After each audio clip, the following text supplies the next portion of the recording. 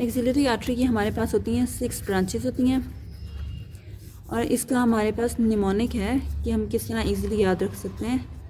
सुल्तान टीपू लाहौर से आया पेशावर। कुछ लोग इसको याद करते हैं कि slap the lawyer save a patient, लेकिन अच्छी बात नहीं है, ये ऑफेंसिव है, तो हम इसे ऐसे याद करते हैं, सुल्तान टीपू लाहौर से आया पेशावर।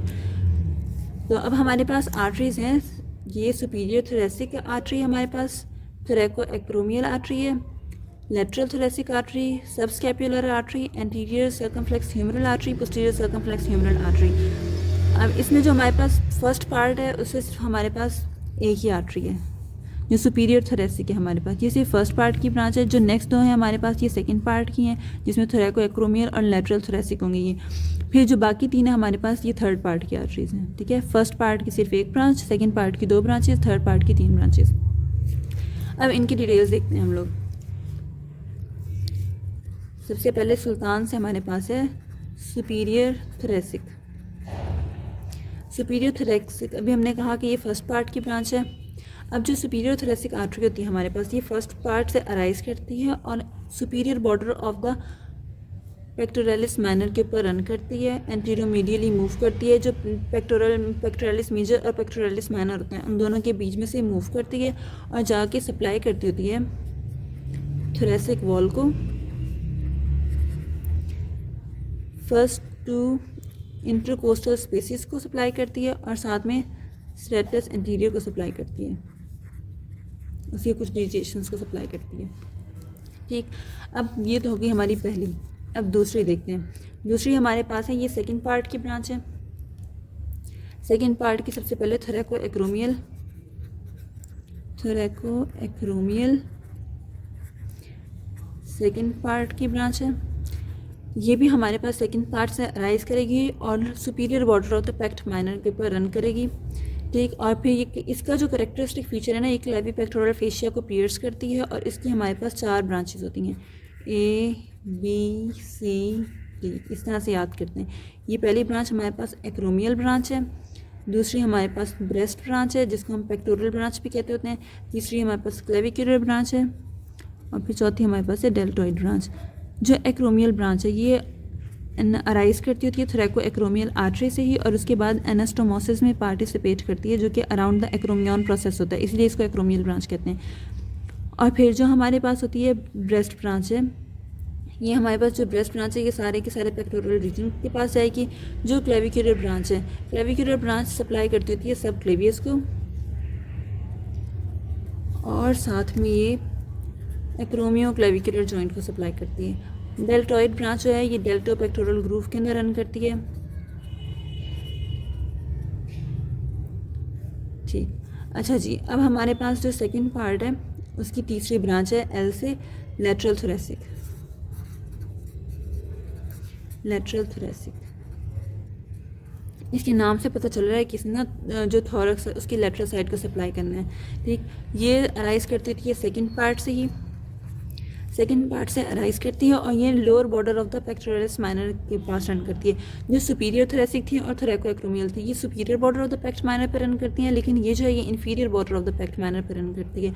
और उसके बाद ये अराइज करती है, बहुत सारी स्मॉल ब्रांचेस अराइज करती है जो कि हमारे पास ब्रेस्ट के लेटरल एस्पेक्ट को सप्लाई करती हैं, एस्पेक्ट को सप्लाई करती हैं, ठीक। उसके बाद हमारे पास है थर्ड पार्ट की ब्रांचेस हैं। अब अगर हम थर्ड पार्ट की ब्रांचेस देखें जो कि हमारे पास है सबस्कैपुलर आर्टरी। जो सबस्कैपुलर आर्टरी है थर्ड पार्ट की ब्रांच है, ये हमारे पास लार्जेस्ट ब्रांच है एक्सिलरी आर्टरी की, ठीक है। इसका नाम है सबस्कैपुलर, तो इसका सबस्कैपुलरिस मसल से रिलेशन है। ये lower border of the subscapularis muscle पे रन करती होती है और 2 ब्रांचेस में डिवाइड हो जाती है, ठीक है। लोअर बॉर्डर ऑफ सबस्कैपुलरिस से अराइज करेगी, 2 ब्रांचेस में डिवाइड हो जाएगी। उन ब्रांचेस में से एक का नाम है हमारे पास सर्कमफ्लेक्स स्कैपुलर आर्टरी और दूसरी हमारे पास है थोरैको डोर्सल,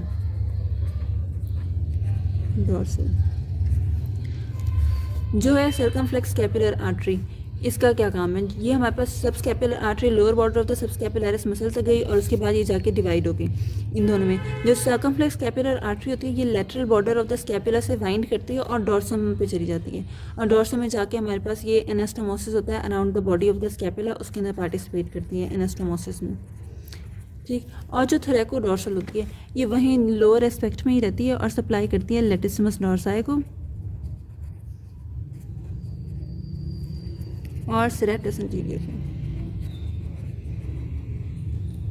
ठीक। अब हमारे पास है एंटीरियर सर्कमफ्लेक्स ह्यूमरल आर्टरी और पोस्टीरियर सर्कमफ्लेक्स ह्यूमरल आर्टरी।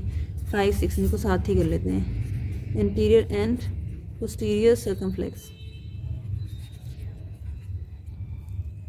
अब जो एंटीरियर और पोस्टीरियर सर्कमफ्लेक्स ह्यूमरल आर्टरी हैं ये दोनों होती कहाँ पे हैं, ये वाइंड अराउंड होती हैं surgical neck of the humerus,